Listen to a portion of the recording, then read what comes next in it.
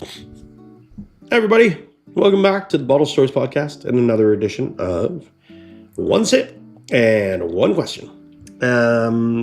Today's question: can you tell if a wine is sweet just by looking at the label? I think that there are labels that will give you some indications. I don't think every sweet wine will be labeled as sweet, Right. but every label should give you some sort of indication of what you're looking for. So what should you look for on a label that would give you an indication that it's sweet? Well, it might say sweet wine. That is the first indicator.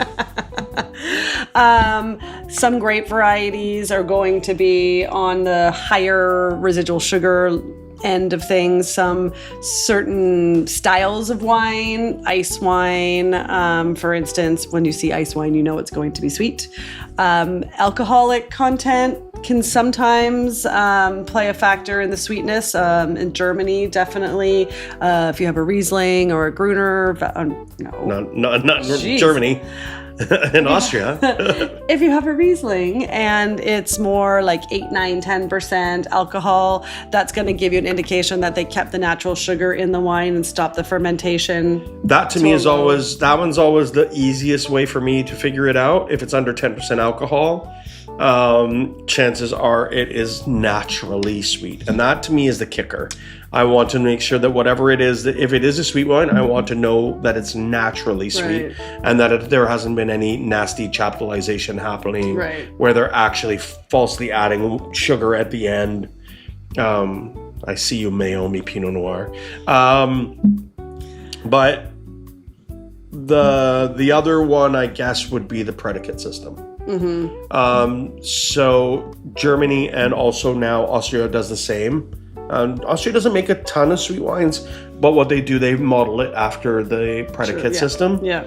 So in Germany, the system is a tier, and it goes from the driest. So Trocken, Cabernet would be the driest. Trocken always meaning dry.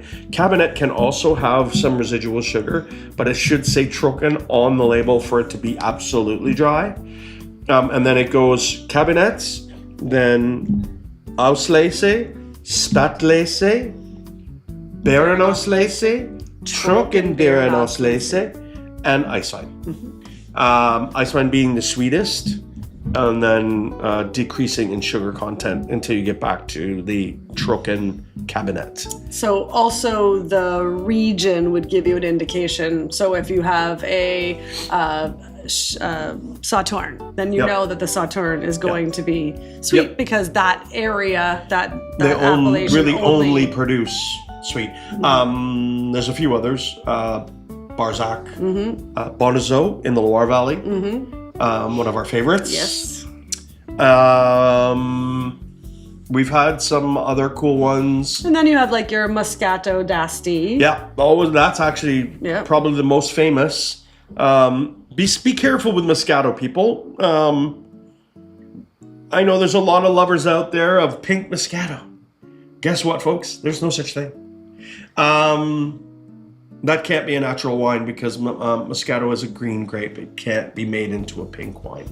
So pink Moscato is fake. Please stop drinking it.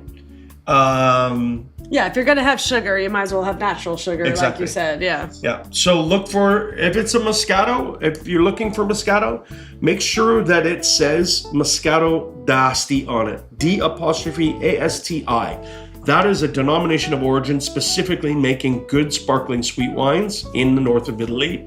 Make sure you grab something that says that on the label and not just Moscato, because it's probably crap if it just says Moscato. And if it says pink Moscato, it is definitely crap because it has to be fake for it to be pink. It's like pink lemonade doesn't exist in nature. No, it's not natural. They're just not natural. Yeah. So if you want to drink higher quality and you want to make sure you don't have a hangover tomorrow, always drink something that is completely natural. Yep.